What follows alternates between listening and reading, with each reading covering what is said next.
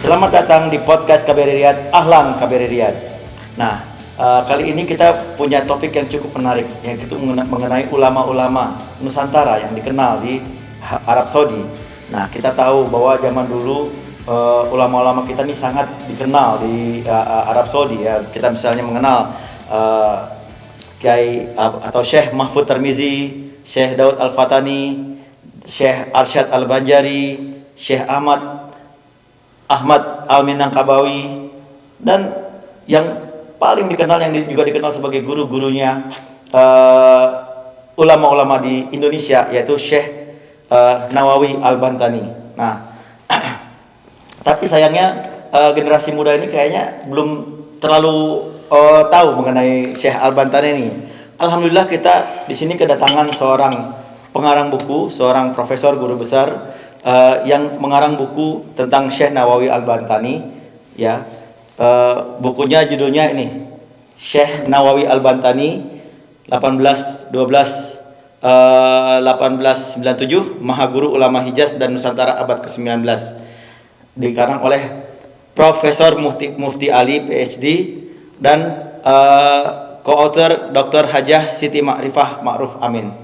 Nah, alhamdulillah di sini kita juga kedatangan pengarangnya langsung, dan di sini hari ini kita akan membicarakan mengenai lebih dalam mengenai Syekh Nawawi Al-Bantani. Nah, di sini juga hari ini kita ditemani oleh co-host kami, yaitu Bapak Badrus Soleh. Beliau adalah Atase Pendidikan dan Kebudayaan di KBRI Riyadh. Assalamualaikum. Waalaikumsalam. Nah, mungkin kita langsung aja Pak ya. Bapak mungkin bisa memperkenalkan diri Pak. Bapak tuh profesor ya, seorang profesor di perguruan tinggi di mana, dan asalnya dari mana, dan mungkin perkenalan sedikit mengenai bukunya dan bagaimana buku ini bisa dikarang. Silakan Pak. Baik, Assalamualaikum warahmatullahi wabarakatuh. Para pemirsa podcast Ahlan KBRI Riyadh, saya Mufti Ali PhD, Guru Besar Sejarah Pemikiran Islam di UIN Sultan Maulana Hasanuddin Banten, dan sekaligus juga Wakil Rektor Bidang Akademik dan Pengembangan Kelembagaan. Kami menulis buku ini terlebih dahulu sebelumnya mengumpulkan bahan-bahan untuk penulisannya berbentuk riset dan studi lapangan selama bertahun-tahun di Universitas Leiden Belanda, di Arsip Nasional di Den Haag, dan juga di Perpustakaan Nasional di Jakarta dan Arsip Nasional Indonesia di Jakarta, dan juga wawancara terhadap beberapa keturunan ulama murid-murid dari Syekh Nawawi Al-Bantani di Banten, di Jawa Barat dan Jakarta. Dan setelah dimungkinkan untuk ditulis, akhirnya kami memutuskan untuk menuliskannya, dan agar dibaca oleh pembaca yang lebih luas, kami bekerja sama dengan Gramedia Pustaka Utama untuk menerbitkannya secara nasional. Demikian. Oke. Bagaimana ini mencari sumber-sumbernya itu sampai ke Leiden Pak ya? Kenapa Leiden Pak? Kenapa, padahal beliau kan berkiprahnya di Hijaz, di Arab Saudi. Waktu itu konsulat Belanda, karena Indonesia masih disebut Hindia Belanda di bawah penjajahan Belanda, wakil konsulat Belanda dan konsulat Belanda di Jeddah itu buka 1873, dan wakil konsulat Belanda di Mekah itu dibuka beberapa tahun kemudian.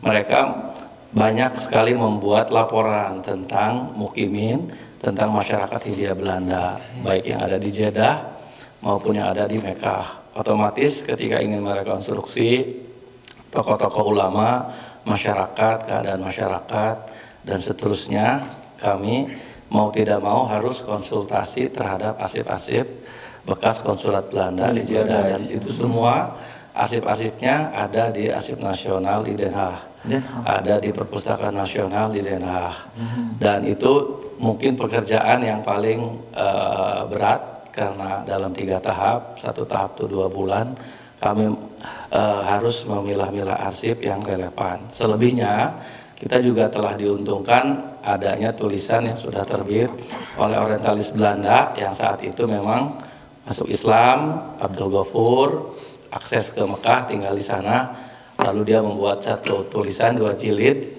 aslinya dalam bahasa Jerman, sudah diterjemahkan tahun 40-an ke bahasa Inggris. Mecca in the Latter Part of the 19th Century. Berdasarkan tulisan dia, kita juga bisa lebih percaya diri untuk merekonstruksi kehidupan saat itu di Mekah. Di samping ilustrasi foto dan seterusnya, dari dia, dari orang-orang, kebetulan konsul Belanda itu sejak 1890 sampai 1936 itu semuanya hampir murid-muridnya dia. Artinya mahasiswa dia di sekolah Al-Bantani. Bukan Syekh Nawawi Al-Bantani, Sunuk Nugrohonya itu. Sehingga data-data dari tentang Mekah itu terus mengalir ke Belanda, dan kita mendapatkan data itu banyaknya di Arsip Nasional dan di Perpustakaan Nasional di Belanda dan Perpustakaan Universitas Leiden. Nah, Syekh Nawawi Al-Bantani ini salah satu tokoh yang banyak ditulis oleh Sunuk Nugrohonya, karena beliau memang cukup karismatik, banyak muridnya. Kitab-kitabnya memang dipakai, dirujuk tidak hanya di Mekah tapi juga di seluruh dunia Islam. Itulah mengapa penulisan buku ini membutuhkan riset arsip yang rada panjang gitu. Ya, mungkin sebagai latar belakang sedikit ya, bahwa Syekh Abdul Ghafur tadi ya, itu juga dikenal sebagai Christian Sunuk Nugrohonya. Mungkin kita mengenal lah beliau, siapa itu Sunuk Nugrohonya, yang ada yang membenci, ada yang netral, ada yang suka bahkan dengan beliau, karena memang ya tokoh yang cukup kontroversial gitu ya sebetulnya ya. Tapi memang ini jadi salah satu sumber utama ya untuk pencatatan mengenai kehidupan Syekh Nawawi Al-Bantani ya. Jadi beliau salah satu sumber penting ketika orang ingin mengetahui kehidupan jantung spiritual dan intelektual dunia Islam di Mekah. Karena orientalis yang diberi akses, karena mungkin beliau dianggap Muslim, apakah pura-pura atau tidak, itu tentu beliau yang paling tahu gitu. Tapi beliau pastinya tinggal di Mekah, lalu kemudian mendapatkan data secara etnografis langsung karena tinggal bersama masyarakat Muslim itu. Dan kebetulan beliau ini adalah penulis produktif, sehingga apa yang beliau lihat, amati itu ditulis, meskipun belum ada rekaman sampai yang berbentuk misalnya nada-nada, misalnya doa-doa, tembang-tembang pujian menjelang sholat, itu beliau bikin not balok. Nah, not balok itulah yang kemudian kalau kita semacam, jadi kita tahu bagaimana mereka seperti itu. Kemudian ada rekaman-rekaman zaman dahulu dari wax atau dari lilin, itu juga lengkap, dan itu memang dibuatkan oleh informan-informan dia yang ketika Sunuk sudah ditangkap, dipulangkan ke Belanda, beliau masih mendapatkan data-data ini terus mengalir sampai beliau wafat gitu. Seperti itu. Jadi satu-satunya orientalis di dunia, orang Eropa gitu, yang tahu banyak dan mendapatkan data banyak tentang kehidupan Muslim di jantung spiritual intelektual ini, memang tidak ada duanya, hanya memang dia. Gitu. Itu diakui oleh Perancis, oleh Jerman, oleh Inggris gitu ya.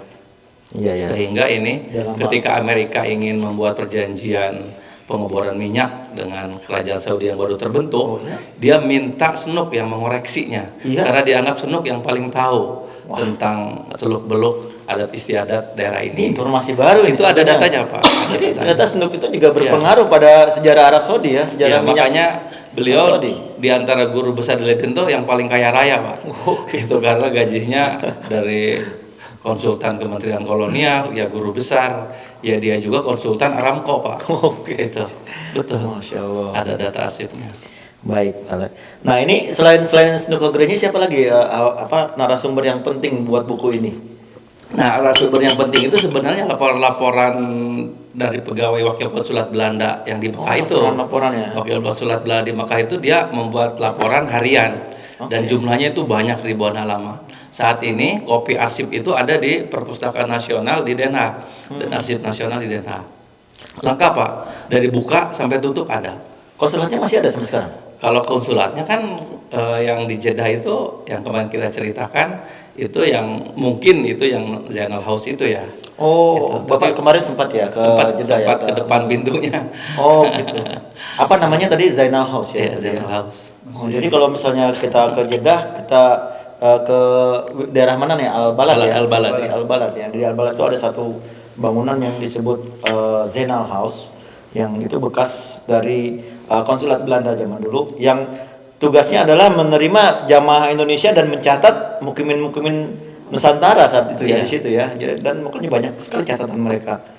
Wah, luar biasa. Ya, Zainal House dikelola oleh Kementerian Kebudayaan Arab Saudi saat Saat itu. ini Pak ya. biasa. Ya. Bagaimana Bapak tahu mengenai Zainal House itu? Mungkin bisa Ya. cerita sedikit Pak.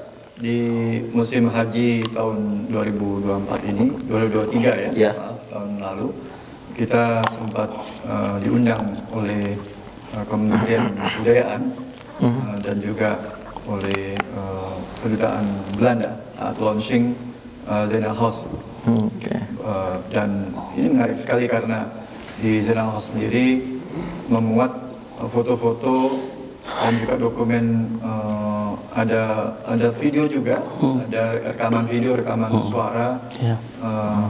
masyarakat Hindia Belanda atau Indonesia saat ini, dari banyak suku mereka hadir berangkat haji, dan kehidupan itu menarik sekali. Nah, saya kira gambaran itu harus kita lihat sebagai refleksi bagaimana masyarakat Nusantara saat itu datang ke Mekah ya, melalui pelabuhan di Jeddah dan diterima oleh pemerintah Hindia Ya, Belanda. termasuk di dalamnya Syekh Nawawi Al-Bantani di situ ya. Iya, mestinya di dalamnya juga termasuk Iya. kedatangan Syekh Nawawi, datang berangkat haji dan kemudian menjadi ulama besar selama 30 tahun ya. Iya. Syekh Nawawi Al-Bantani datang ke Mekah tahun berapa Pak? Nah, menurut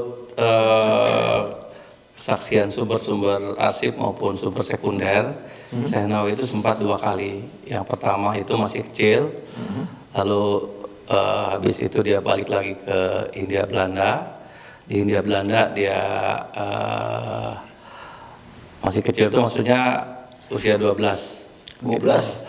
Kemudian ke Mekah, 2-3 tahun di Mekah, balik lagi, oleh ayahnya ditawarin posisi penghulu di wilayah distrik atau Danan Tanara, yang sekarang tempat pesantrennya Abah Yai Wapres. Beliau tidak berkenan, menolak tawaran itu. Silakan saja, saya tidak mau untuk jadi penghulu. Alasannya ini yang dasar-dasar politik non kooperatif Syekh Nawawi. Oh, iya. Akhirnya jabatan itu diambil oleh adiknya Ahmad bin Umar. Nanti kita akan bahas lebih Nah, lanjut itu. mengenai perjuangan beliau ya. Nah, balik lagi ke Mekah, alasan dia tidak mau tergoda untuk jabatan tadi. Akhirnya dia memilih menghabiskan waktu dan usianya untuk kepentingan pengembangan ilmiah keagamaan di sini. Itu menjadi keyakinan banyak masyarakat ya, dan kesaksian sumber-sumber gitu. Syekh Nawawi memilih tinggal di sini antara lain dia tidak nyaman untuk kembali ke Hindia Belanda gitu. Meskipun dia punya orang tua yang katakan punya jabatan tinggi bidang keagamaan gitu. Ya, Prof. Mufti, saya ingin bertanya tentang latar belakang Syekh Nawawi. Bisa gambarkan ke kita, ke pemirsa, siapa sih sosok Syekh Nawawi Al-Bantani itu, dan seberapa besar pengaruhnya untuk masyarakat di Indonesia? Ya, jadi Syekh Nawawi Al-Bantani ini dia adalah orang yang lahir dari sebuah dari kota kecil, ibu kota ya, kalau sekarang mungkin itu kecamatan, kalau dulu itu distrik, jadi kewadanaan. Tapi Tanara ini tempat lahir Syekh Nawawi, kalau dahulu itu kabupaten masa Kesultanan Banten. Muara Sungai Tanara atau Cidurian ini memang dulu kota besar, kota besar kedua setelah Banten, karena politik pemerintahan Belanda itu kota ini menjadi peri-peri.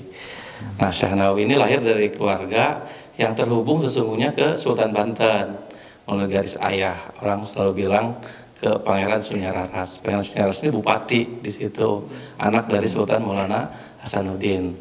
Nah, keluarga ini ya di internal keluarganya memang pendidikan agama itu ya bagian dari identitas gitu. Dan dikenal Syekh Nawawi ini memang menonjol. Di usia katanya 8 sampai 10 tahun itu banyak sekali dia hafal apa yang diajarkan gurunya gitu. Sehingga ayahnya ini ya mencarikan guru yang terbaik di Banten. Ada namanya Kisah Lopang Cilik di Kota Serang, tapi pinggir ke arah utara di Kota Serangnya. Kisah Lopang Cilik ini awal abad 19 itu ulama besar di Banten sebelum Syekh Nawawi dikenal sebagai ulama besar. Setelah dari sana Kisah Lopang Cilik katanya posisinya nih anak udah nggak perlu banyak belajar di sini, cepat sekali menyerap apa yang diajarkan seperti Spong gitu. Hanya dia sarankan untuk ke Purwakarta, ke Mama Baing Yusuf. Di umur Mama berapa Baing Yusuf itu makamnya di belakang Masjid Raya Kabupaten Purwakarta. Ke Purwakarta di umur berapa? Di umur 14-15. Oke. Dia di Kisahal tuh nggak lebih dari 3 tahun. Dibawa ke Kisahal, di sana juga hanya dalam waktu berapa kurang dari 2 tahun disarankan untuk belajar langsung ke sumbernya di sini di Mekah. Nah, atas saran guru-gurunya ini ayahnya ya mendorong Syekh Nawawi untuk berangkat. Tetapi sebelumnya ditawarin dulu. Ini ada tawaran bagus penghulu di Tanara menggantikan ayahnya gitu. Tapi Syekh Nawawi memilih berangkat dan tidak kembali lagi. Ya, jadi dia memang sejak remaja dikenal murid menonjol dari Kisahal dan Mama Baing Yusuf. Makanya dalam biografi kami Mama Baing Yusuf dan Kisahal ini kami sedikit ulas biografinya. Orang untuk menunjukkan bahwa Jawa Barat itu ulama menonjol awal abad ke-19 itu Mama Yusuf. Kalau Banten ulama menonjol awal abad 19 itu Kisahal Lopang Cilik. Kami kebetulan sudah ketemu tuh keturunannya, sudah melihat makamnya dari 2 tokoh ini, artinya bukan tokoh fiktif. Iya. Kisah Lopang Cilik dengan Mama Yusuf ini memang ada gitu, seperti itu. Itu bisa jadi proyek berikutnya ya. Sudah ditulis gitu. Sudah ditulis ya. Kami kebetulan menulis biografi ulama Banten gitu, 1 jilid 25 ulama sudah kami tulis. Sudah 10 halaman gitu. Oke, lanjut ke Iya. Syekh Nawawi. Artinya dari remaja Syekh Nawawi sudah kuat sekali pengetahuan keagamaannya, sehingga ditawari sebagai penghulu Ya, dan betul. tapi beliau memilih melanjutkan untuk melanjutkan pendalaman keilmuan di Betul. tanah Hijaz saat itu. Betul. Nah, bagaimana sebagai peneliti Prof. Mufti pasti melihat ya, tidak hanya situasi politik di negeri di Banten Iya. dan di Tanah saat itu, tapi juga tradisi keilmuan ulama saat itu. Bagaimana belajar ke Hijaz dan haji itu apakah sudah menjadi tren di Nusantara saat itu? Ya, jadi Hijaz sebagai tujuan kapal-kapal dari Asia Tenggara memang sudah muncul ya abad ke-15 ya, 16. Hikayat Hasanuddin, leluhurnya Syekh Nawawi lah, Sultan Banten pertama naik haji itu kan sudah dikaji oleh peneliti Belanda dalam disertasi Hikayat Hasanuddin naik haji. Itu kan abad ke-16 awal, 1520. Hasanuddin katanya sebelum diangkat jadi sultan oleh Syarif Hidayatullah ayahnya ya diberangkatkan haji. Lalu kemudian ada tulisan namanya Hikayat Hasanuddin naik haji. Nah, embarkasinya Asia Tenggara itu selalu dari India, dari Surat, dan kapal wakafnya disediakan oleh Raja Mughal. Nah, rombongan kapal haji dari Asia Tenggara itu konsisten. Salah satu yang terbesar mengirimkan rombongan haji itu dari Banten. Makanya dikenal anak keturunan dari Hasanuddin itu ada namanya Sultan Haji. Dia sultan yang ke-6, dikenalnya Sultan Haji karena dia berkali-kali berangkat haji. Juga ada Ratu Bagus Haji gitu. Artinya komunitas hujaj di Makkah itu sudah berlangsung ya intensif sejak raja-raja Mughal itu memberikan fasilitasi embarkasi dan kapal wakaf haji. Nah, ini yang belum dikaji, belum ditulis banyak orang itu, karena sumbernya memang ada di Portugis, ada di Spanyol, ada di sumber-sumber Eropa tentang kapal wakaf haji abad 15, 16, 17. Itu orang hanya tahu Sultan Agung Mataram ingin berangkat haji gitu kan di 16 berapa tuh 39 atau 1641 gitu. Tetapi bagaimana caranya, dari mana embarkasinya, kapal wakafnya siapa, yang memfasilitasi di sini lodgingnya siapa, itu luput dari pembahasan. Nah, tren untuk naik haji itu memang sesuatu yang bukan angan-angan, sudah ada rutenya, ada fasilitasinya, ada petugas-petugasnya gitu. Sudah berlangsung ya ratusan tahun gitu. Makanya kami ketika Al-Balad itu selalu menaksir ini bangunan jangan-jangan usianya jauh sebelum Belanda datang.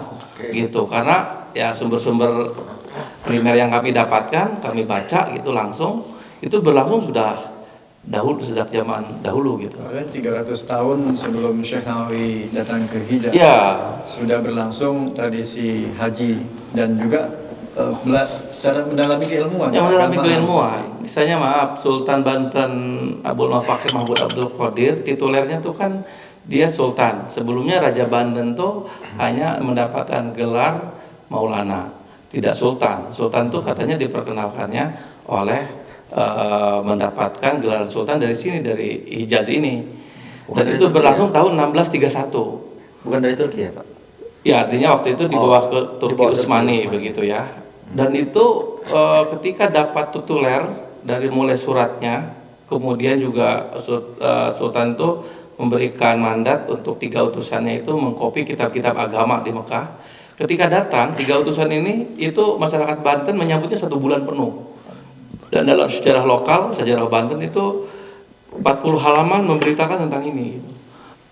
Nah, 3 orang tokoh ini itu haji, ya juga ulama. Nah, yang tidak berhasil itu katanya disebutkan di situ, mereka meminta ulama dari Mekah atau Madinah untuk datang ke Banten. Mereka hanya memberikan ya pengajaran, kemudian salinan kitab-kitab dengan gelaran sultan. Nah, ini menunjukkan hubungan erat gitu. Artinya meskipun jarak saat itu ditempuh oleh kapal layar membutuhkan waktu 3 bulan, tapi paling tidak intensitas kedatangan haji dan untuk belajar agama itu jauh sebelum Syekh Nawawi gitu. Iya. Seperti Artinya jaringan ulama Nusantara Iya. abad 15, 18, 17 itu Iya. cukup kuat ya. Cukup kuat. Itu yang penting digarisbawahi bahwa Syekh Nawawi datang di Hijaz itu bukan sesuatu yang baru. Iya. Dan semangat Syekh Nawawi untuk mendalami keagamaan saya kira terinspirasi dari Iya. kakek neneknya. Ya, Prof Muti Iya. di Syekh Nawawi dikenal sebagai bapak kitab kuning. Iya, kitab Artinya Syekh Nawawi adalah tokoh penting yang menginspirasi ulama-ulama Nusantara saat itu. Bisa digambarkan seberapa besar kuatnya Syekh Nawawi dalam segi keilmuan maupun pergerakan terhadap ulama-ulama Nusantara. Ya, kitab kuning kalau saya merujuk pada pendapatnya Gus Dur, memang dari Turos atau Intellectual Heritage Islam masa lalu itu ada sebagiannya itu berkaitan dengan Dirosah Islamiyah, kajian agama. Dari kajian agama itu tentu leadership dan penulisnya ada yang dari Timur Tengah, ada yang Asia Tenggara. Nah, kajian kitab kuning, kitab agama yang dari Asia Tenggara ini yang kemudian itu dirujuk sebagai kitab kuning gitu ya. Karena kitab-kitab Imam Al-Ghazali dan seterusnya jarang disebut kitab kuning. Karena dia terbitan misalnya Beirut dan seterusnya. Dari jumlah ini kalau penelitiannya Pak Martin van Brunissen bekerja sama dengan LIPI tahun 80 itu lebih dari 1.600 sampel kitab tuh. Dari seluruh Asia Tenggara dia kumpulkan dan sekarang ada di KITLV di Belanda itu. Di Belanda, Leiden, itu kitab kuning itu dari 1.600 itu lalu dipilah-pilah siapa nih yang paling produktif dan paling berpengaruh gitu. Nah, Gus Dur menyebut tidak ada satupun disiplin ilmu keagamaan yang tidak ditulis oleh Syekh Nawawi. Itu perjalanan Gus Dur kan satu kalimat. Kalimat berikutnya, hampir semua ulama di Asia Tenggara ini berguru ke langsung maupun tidak langsung. Nah, itu mungkin dasar penyebutan beliau adalah Bapak Kitab Kuning gitu. Sebutannya itu. Berarti sebenarnya beliau tuh sangat berpengaruh sekali dengan ini ya, dengan ulama di Nusantara. Nah, artinya saya cukup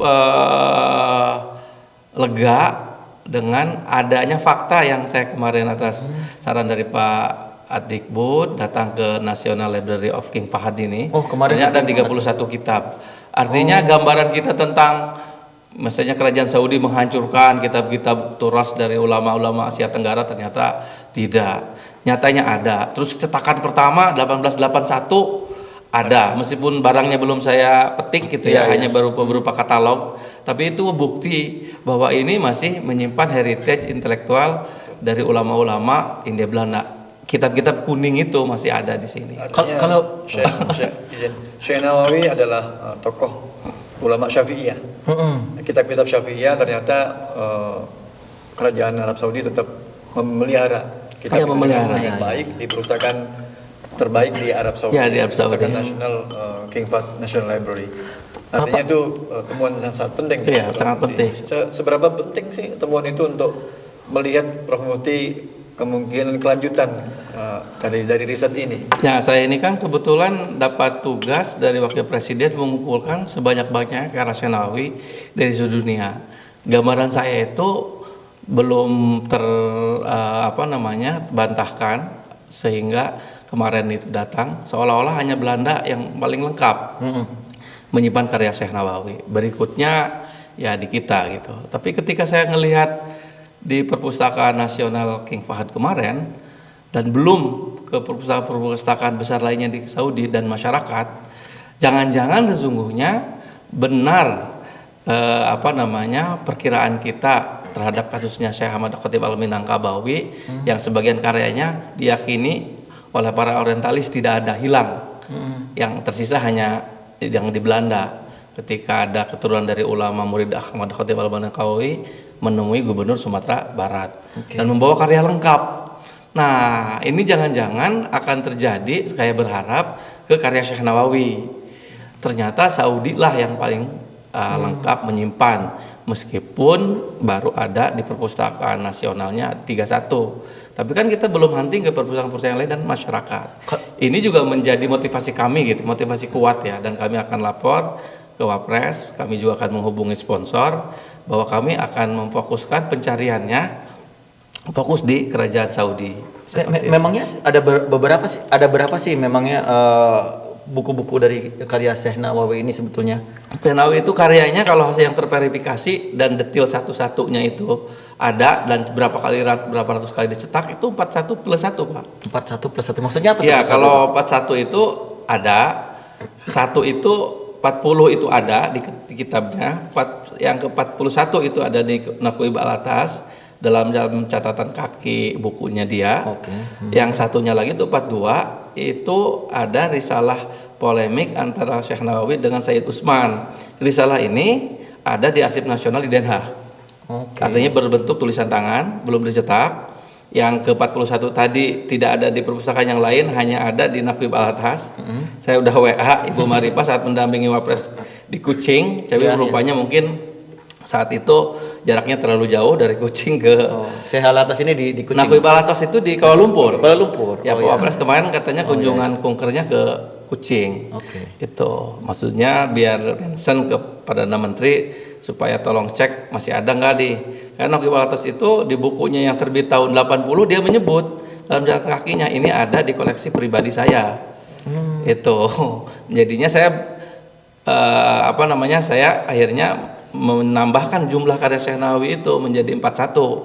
Belakangan saya nemu lagi identitas satu lagi di Arsip Nasional di Den Haag. Akhirnya saya tambahkan jadi 42. Yang 115 di Google atau di Wikipedia itu tidak terverifikasi judulnya apa, ada di perpustakaan mana, dicetak berapa kali, cetakan pertamanya apa. Oh, jadi disinyalir itu ada 115 sebetulnya? Bukan, itu semacam informasi yang tidak ilmiah. Beliau produktif, tapi kan produktif juga harus ada jumlahnya, apa saja karyanya kan, seperti itu. Nah, kalau misalnya ini kan kita sudah tidak bisa menafikan lagi bahwa pengaruh beliau terhadap ulama Nusantara itu sangat besar gitu ya. Kalau selain ulama Nusantara ada lagi nggak ulama-ulama yang dipengaruhi oleh beliau? Mungkin yang di Hijaz atau yang di negara lain? Nah, dia tuh kan punya murid dari seluruh dunia. Misalnya Adihlawi, berarti kan Ahmad Adihlawi itu dari New Delhi. Kemudian ada Dagestani, berarti dari Dagestan. Itu ya. Belum yang dari Afrika Selatan. Saya kebetulan ke Afrika Selatan, ke Cape Town. Ada tradisi keagamaan yang mirip di kita. Misalnya khutbah Jumat, tidak ada di sana khutbah Jumat selain bahasa Arab. Ketika disampaikan kontennya, dia sampaikan sebelum khutbah Jumat itu mulai. dalam bahasa Inggris. Ketika khutbah Jumatnya ya Dalam bahasa Arab. bahasa Arab gitu. Kemudian tradisi saya kita ya. cek juga itu tradisi ini itunya. Kok ini fanatiknya sama seperti di kampung-kampung di Banten? Bagaimana kok terbentuk ini? Nah, saya curiga ini ada jaringan haji melalui pusat pengajaran Islam di Mekah itu di abad 19 itu tersemen konsisten oleh beliau. Karena karya ini tidak mati meskipun penulisnya wafat gitu ya, tetap diajarkan. Makanya ada generasi kedua, generasi ketiga, keempat, tetapi tetap pengajarannya kan Syekh Nawawian gitu. Iya, iya. Kitabnya itu cara ngajarnya seperti itu. Misalnya di Karawang kan berbahasa Sunda. Di Purwakarta Muhammad Baing Yusuf itu kan bahasa Sunda. Tapi kok pengajarannya pakai bahasa Syekh Nawawi, bahasa Jawa. Kitabnya kitab Syekh Nawawi, ajarannya bahasa Jawa. Ini sesuatu yang menurut saya. Kemudian di Thailand Selatan, Pak, saya ke Thailand Selatan, ke kampung, ke pesantren-pesantren Salafi. Kitab-kitab Syekh Nawawi diajarkan. Saya diajak ke pesantren itu karena dia tahu saya dari Banten. Tolong ceritakan ke santri saya tentang Syekh Nawawi. Emang kenapa? Akhirnya saya cek kan, oh kitab Syekh Nawawi diajarkan. Itu sekarang Pak, artinya saya ke sana 5 tahun yang lalu gitu. Oh berarti ini masih ada pengajaran kitab-kitab beliau itu meskipun tidak utuh 40 kitab gitu ya, tapi masih misalnya Tafsir Munir, ya kira-kira kitab fikihnya, Nasiul Ibadnya begitu. Kalau ulama-ulama Indonesia yang belajar langsung yang kita kenal tuh siapa kira-kira di Indonesia? Yang ada nggak contoh-contoh ulama yang yang terkonfirmasi sih pendiri NU, pendiri Muhammadiyah, saya verifikasi gitu ya. Cuma beliau kan berdua itu saya kan muridnya kebetulan sebenarnya yang saya lacak itu sumber laporan ya dari konsulat Belanda di Mekah dengan di Jeddah. Cuma karena hubungan antara sepertinya begini, Hasyim Asy'ari waktu saat ke Mekah beliau kan belum jadi tokoh. Jadi belum menjadi subjek yang dicatat. Itu kan masalahnya. Tokoh ini dicatat karena dia subjek yang perlu disurveillance oleh Senop gitu. Nah, itu yang saya mengapa sumbernya itu lisan, Pak. Lisan sanadnya itu.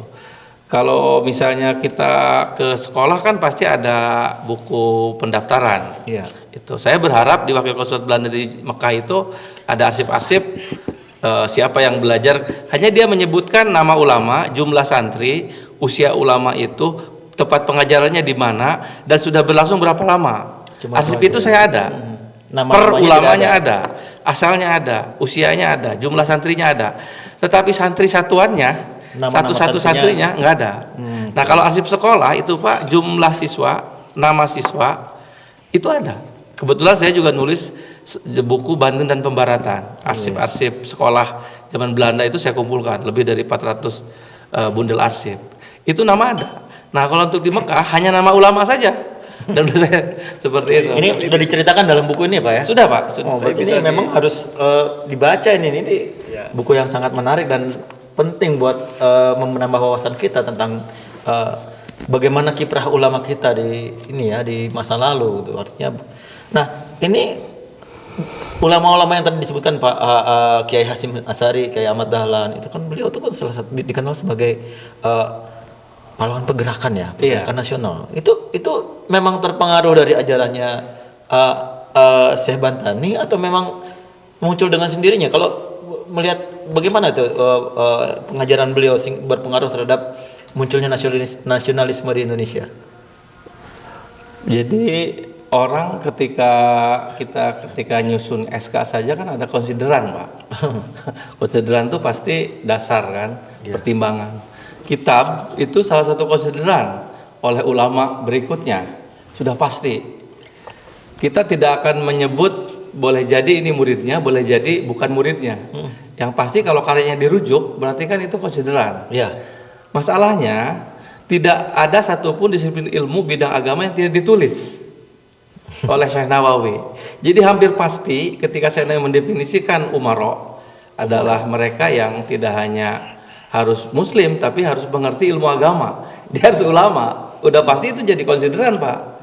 Meskipun dia tidak menyebut misalnya mengisu fatwa tentang jihad, tapi ketika dia menafsirkan kata itu dengan seperti itu akan dirujuk. Dan tafsir Munir itu yang dirujuk sampai sekarang. Tafsir Munir. Tafsir Munir atau Marah Labid itu. Dan di markaz di perpustakaan King Saud, di Universitas King Saud kemarin ada tafsir Munir alias Marah Labid. Jadi tafsir Munir itu bisa dibilang sebagai sebuah kitab yang mencerminkan pandangan sosial politiknya dari Syekh Bantani ya. Dia tafsir yang, karena Al-Quran itu kan banyak tema yang dibahas. Syekh Nawawi menafsirkan tema-tema itu menggunakan pikiran dia. Ketika misalnya isu tentang politik, ya definisi tentang umaro yang harus ditaati, definisi tentang siapa sih yang pantas menjadi umaro. Nah, dia kan memberikan penjelasan di situ, Pak. Artinya dari tafsir Al-Munir sendiri kan adalah tafsir yang dimana istilah umara ulil amri, kan ulil amri di tafsir ini kan menyebut bahwa syaratnya harus muslim. Artinya ulama Nusantara di mana Syekh Nawawi mengajarkan kepada para ulama itu menyebut bahwa saya kira masyarakat Nusantara tidak boleh taat pada pemerintah Hindia Belanda kolonial gitu. Begitu ya. Betul. Ya, jadi memang jelas di situ ya. Artinya pergerakan revolusi saat itu mendapatkan legitimasi dari karya Syekh Nawawi sebagai konsideran. Itu sebagai dasar-dasar menyusun saran, himbauan, tausiah, khutbah kan. Makanya kenapa karya beliau yang paling banyak dikutip itu tafsir. Dan tafsir itu sebenarnya bisa ada pikiran politik, pikiran ekonomi, pikiran sosial, pikiran misalnya relasi antar kelompok, relasi antar wanita dan pria. Di tafsir itu Syekh Nawawi menuangkan seluruh pikirannya gitu. Seperti itu. Kalau kita tarik ke masa modern ini, ke sini sekarang ini ya kan, memang karya-karya beliau juga masih dipelajari. Itu ada pengaruhnya nggak dengan bagaimana gitu ya pandangan beliau di tafsir-tafsir beliau tuh berpengaruh pada pemikiran orang Indonesia saat ini gitu. Kalau di kompilasi hukum Islam dan konsideran oleh para hakim agama dalam mengambil keputusan, karya Syekh Nawawi itu masih dipakai oleh hakim-hakim di pengadilan agama itu. Karena dianggap pikiran-pikirannya ya pikiran-pikiran Asia Tenggara gitu. Yang masih sesuai dengan lokal gitu ya. Tetapi juga ada yang mendapatkan kritik dari gerakan feminisme tentang hubungan tentang misalnya ya perempuan yang tidak boleh keluar rumah atau melakukan public spare gitu. Tapi kan harus tahu masa Syekh Nawawi itu saat itu baru saja perbudakan itu dilarang, dihapuskan 1860 1850. Yang kedua, saya kebetulan kan punya daftar pedagang dari konsulat Belanda di Mekah, itu daftar pedagang yang ada di Mekah. Banyak sekali perempuan yang menjadi pedagang. Tapi memang mereka pedagang bukan keliling, Pak. Di rumah, orang Indonesia. Istri-istri ulama ini termasuk Syekh Nawawi kan mendapatkan penghidupannya dari hasil keuntungan dagangan istrinya. Itu. Mereka berdagang makanan ataupun kebutuhan logistik di rumah. Gitu. Nah, daftar pedagang-pedagang itu mereka mungkin juga pedagang, tapi pada saat yang lain mereka juga santri atau ulama gitu. Yang jelas saat itu memang tidak ada pedagang keliling perempuan. Itu. Jadi ukudul jen itu yang saya bayangkan ketika membaca arsip-arsip laporan itu memang sesuatu yang yang Syekh Nawawi amati gitu, lihat gitu. Saat itu menjadi kehidupan sehari-hari. Misalnya di kampung di Banten yang saya amati tahun 80-an, laki-laki itu selalu yang ke pasar. Belanja ini, belanja itu. Oh, apakah ini masih bagian dari pengaruh dari karya Syekh Nawawi itu? Nah, baru belakangan gitu perempuan pada ke pasar, laki-laki Pak, ke pasar belanja ini, belanja itu gitu. Seperti itu. Iya, berarti memang sesuai konteks gitu ya. Jadi ketika Syekh Nawawi bilang nih perempuan nggak boleh keluar di Hindia Belanda karena memang konteks saat itu berbahaya gitu ya. Padahal di Mekah sendiri beliau memperbolehkan istrinya untuk berdagang dan jadi berdagangnya berdagang di rumah Pak. Berdagang di rumah. Di rumah. Artinya melakukan muamalah lah ya. Melakukan muamalah. Tapi yang dilanjutkan pertanyaan dari Pak Rian tadi tentang Iya. seberapa besar sih pengaruh Syekh Nawawi terhadap pendidikan Muslim saat ini, pendidikan dunia Islam saat ini, baik di Indonesia, di Asia Tenggara maupun di dunia Muslim secara umum. Ya, kalau saya melihat dari jumlah kajian orang tentang Syekh Nawawi, lalu kajian itu kemudian dirujuk untuk bahan pengayaan terkait dengan program-program yang ada di masyarakat tentang misalnya pendidikan moral, tentang misalnya keharusan untuk berusaha, kemudian keharusan untuk mengembangkan ilmu pengetahuan. Itu saya menggambarkan ketika karya Syekh Nawawi dikaji dalam bentuk disertasi tesis di berbagai negara, itu berarti ada readers, membaca yang ya membaca langsung maupun tidak langsung melalui sumber yang mengkajinya, langsung membaca karya Syekh Nawawi. Dan keberadaan karya Syekh Nawawi yang dicetak ratusan kali dan tersimpan di berbagai perusahaan di dunia itu juga sedikit banyak menggambarkan tingkat minat masyarakat membaca karya Syekh Nawawi dan memerlukan konsultasi terhadap pikiran-pikirannya gitu. Memang saya belum lakukan di Rusia gitu ya, masih ada nggak karya-karya Syekh Nawawi di Perpustakaan Nasional di Rusia gitu. Sementara beberapa komunitas Muslim di Rusia itu dulu banyak sekali menjadi murid Syekh Nawawi gitu, seperti itu. Artinya di kampus-kampus terbaik di seluruh dunia, Iya. Mereka juga menyimpan dengan rapi ya karya-karya Syekh Nawawi dan dikaji oleh para mahasiswa, para dosen, termasuk di perpustakaan Malik Salman di King Saud University dan juga perpustakaan Malik Fahd di Riyadh. Artinya bukan hanya tradisi di dunia barat ya menyimpan karya-karya ini, tapi juga tradisi yang dihidup ya. Kita sebut living tradition dengan gitu ya. Tradisi yang hidup yang dikembangkan secara keilmuan dan dunia pendidikan Islam. Betul. Masya Allah, hari ini kita banyak sekali mendapatkan pengetahuan ya Pak tentang kehidupan Syekh Nawawi dan bagaimana pengaruhnya. Ternyata beliau tuh sangat berpengaruh, nggak kaleng-kaleng pengaruhnya, bukan cuma sekedar dikenal atau tahu aja, tapi bahkan dalam kehidupan sehari-hari juga itu dalam perkembangan agama Islam di Indonesia ini masih sangat dirujuk Pak ya. Ini ya. Bapak nggak ada niat mungkin membuat dari ulama-ulama lain, karena seperti tadi kan di awal kita sebutkan juga ada beberapa ulama-ulama yang cukup dikenal ya, tapi mungkin ada niat untuk melakukan penelitian yang sama.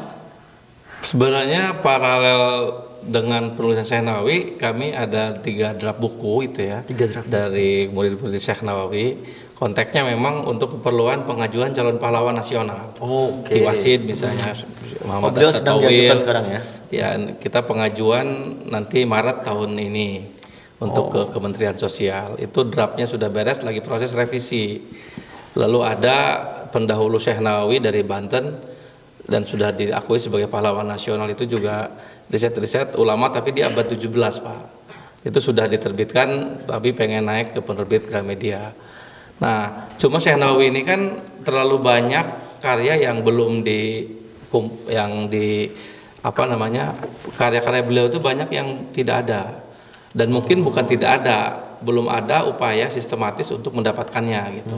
Makanya ketika kami dapat pintu masuk atas syarat Pak Dikbud, perpustakaan King Fahd National Library ternyata menyimpan 31 karya, kami makin optimis, jangan-jangan bukan Belanda atau Eropa yang menyimpan terbanyak karya Syekh Nawawi, justru di sini gitu. Makanya kami mau menyusun rute pencarian karya Syekh Nawawi, tidak fokus ke Eropa, ke Eropa tinggal ke perpustakaan saja, tapi ke sini gitu. Seperti itu. Yang menerbitkan buku-buku Syekh Nawawi pada saat itu siapa ya? Yang terbesar itu selalu dari Mesir. Mustafa Babi Halabi, Ishaq Babi Halabi dengan Bulak. Bulak itu penerbit nasional Mesir. Masih ada kemungkinan bahwa buku-buku tersebut masih survive di Mesir Pak?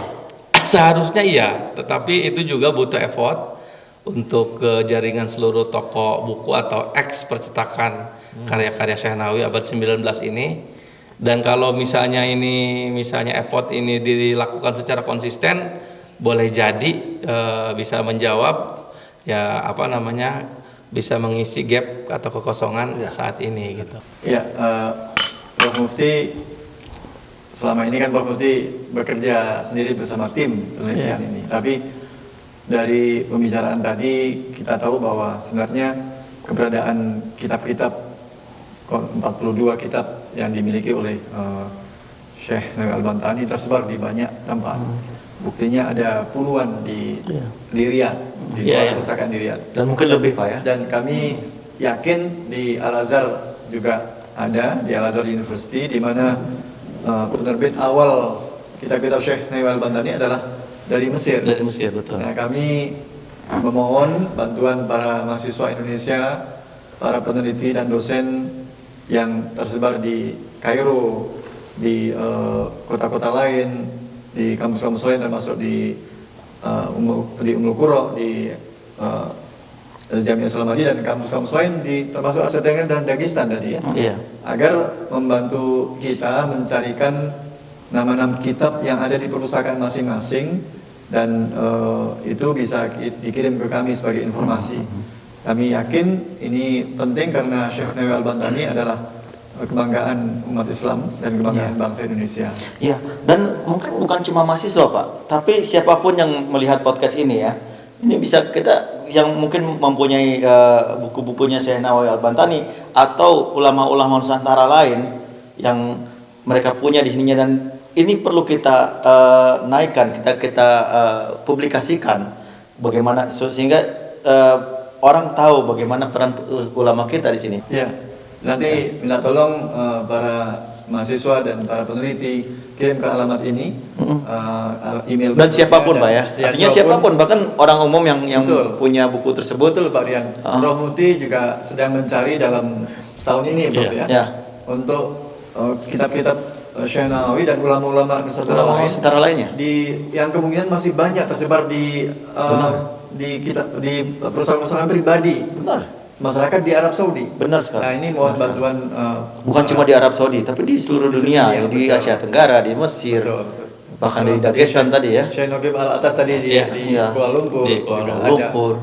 Nah, ini luar biasa ya, temuan ini semoga bisa menginspirasi. Kita tidak hanya mencari kitab tapi juga menuliskannya, mengkajinya dalam diskusi-diskusi kelompok yang ada di masyarakat. Nah, kalau misalnya ada dari para pemirsa podcast Ahlan Kabir ini yang mengetahui, mungkin bisa dikirimkan email ya ke beliau, ke atasnya pendidikan. Ya nanti akan ditampilkan di sini ya. Betul. Ya. Nah, izin Prof. Mufti, kita lanjutkan. Ya. Pertemuan kemarin setelah bedah buku, kita diundang oleh Dr. Yahya dari CRIC ya, Center for Research of Intercommunication Knowledge, think tank yang ada di Riyadh. Nah, bisa diberitahu sedikit saja apa hubungan proyek buku ini dengan pertemuan dengan CRIC? Apakah ada upaya penerjemahan ke dalam bahasa Arab, dan apakah ada kelanjutan riset bersama CRIC sebagai tim partner Saudi? Ya, jadi kemarin ketemuan dengan direktur dan jajaran pengurus CRIC menghasilkan kesepakatan karya ini diterjemahkan ke bahasa Arab dan diterbitkan oleh CRIC, dan ada lanjutan riset kerjasama dengan CRIC yang detail-detailnya nanti ditindaklanjuti oleh salah seorang pengurus CRIC yang akan nanti datang ke UIN Banten gitu ya. Dan kami setelah pulang ke Indonesia akan mencoba menerjemahkan karya ini dan nanti dikirim bootsnya ke Pak Dikbud dan disampaikan ke CRIC untuk diedit, ditashih gitu. Dan ketika sudah layak, mudah-mudahan bisa langsung dicetak, dan kami berharap ke depan ya ada upaya launching buku ini di sini ya oleh Wakil Presiden jika dimungkinkan. Iya, jadi orang Saudi juga akan lebih mengenal ya mengenai kiprah ulama Nusantara di wilayahnya, di negaranya gitu. Betul Pak Rian. Dan dari sisi diplomasi Pak Rian, ini penting sekali, sangat penting bahwa pengetahuan dan tokoh Nusantara tetap punya pengaruh besar dalam pengembangan keagamaan di Arab Saudi, di tanah Hijaz. Dahulu kita sangat dikenal dengan ulama-ulamanya, Nah, sekarang ini kan ada semacam pergeseran ya, bahwa ya kita tidak begitu lagi dikenal dengan ulama-ulama kita sekarang ini. Sudah saatnya sekarang kita membangkitkan kembali bagaimana ulama-ulama kita, kiprah ulama-ulama kita di sini, gitu ya, ulama dan ilmuwan di sini. Dan mungkin bukan cuma ulama-ulama klasik, tapi juga ulama-ulama yang modern. Betul. Ya banyak sekarang kan mahasiswa-mahasiswa yang belajar di sini, tentunya kan bisa menerbitkan buku ya yang berbahasa Arab yang diterbitkan di sini kan Pak ya, benar. Jadi tidak hanya belajar, habis itu pulang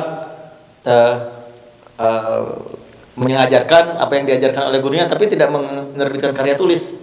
Nah ini sesuatu tantangan sebetulnya buat kita. Betul Pak Dian, dan saya kira dari sisi kita di KBRI, kita punya tugas untuk memperkuat riset ini dengan baik. Benar. Semoga bulan Maret dan bulan berikutnya dimudahkan upaya tim Promufti untuk melakukan penelitian ini. Kita akan fasilitasi sebagai perwakilan di sini, dan insya Allah mahasiswa dan para dosen di sini juga sangat sukacita membantu. Terbukti kemarin meriah sekali ya dalam bedah buku, dan ini akan menjadi sesuatu yang baru. Awal tahun 2004 kita dapat bekal pengetahuan yang luar biasa melalui buku ini, dan Masya Allah. langkah pengembangan keilmuan. Prof. Mufti mungkin ingin menyampaikan kepada pemirsa apa yang akan dilakukan berikutnya. Ya, terima kasih dukungan penuh dari Kedutaan Republik Indonesia di Riyadh. Kami sangat apresiasi karena riset ini memang tidak bisa kami perkirakan tingkat kesulitannya, karena pertama medan riset di Saudi ini kami belum terbiasa, artinya perlu perizinan, perlu informasi dan komunikasi ya semacam referensial begitu. Tapi kami yakin dan cukup percaya diri Pak Tikbud ya yang duta besar support, sehingga kami ketika riset-riset berikutnya untuk proyek riset Syekh Nawawi dan penerbitan karya Syekh Nawawi berikutnya, kami betul-betul cukup percaya diri dan yakin. Kebetulan memang karya ini tidak yang terakhir, kami ingin melanjutkan dan sekaligus mengedit karya-karya Syekh Nawawi yang kami temukan di lapangan. Tentu saja ini berkat dukungan dan support penuh dari Kedutaan Besar Republik Indonesia di Riyadh. Terima kasih. Iya, kita mengucapkan terima kasih. Terima kasih banyak Pak. Prof. Mufti dan tim, dan khususnya Bapak Dubes ya, Bapak Dubes Dr. Abdul Aziz Ahmad yang telah mendukung kita dalam proses ini, dan juga proses berikutnya kerjasama antar perguruan tinggi di Indonesia dan Arab Saudi. Baiklah, terima kasih banyak Pak Profesor Mufti Ali, dan insya Allah semoga berikutnya ini makin bertambah ya. Amin. Bukunya semakin dengan pertemuan-pertemuan yang baru, mungkin ada jilid 2-nya nanti bisa jadi gitu. Insya Allah. Gitu. Terima kasih Pak. Terima kasih. Terima kasih Pak. Terima kasih Pak Dian. Terima kasih Pak Dian. Demikian Ahlan KBRI Riyadh. Sampai jumpa pada Ahlan KBRI Riyadh podcast berikutnya. Assalamualaikum warahmatullahi wabarakatuh.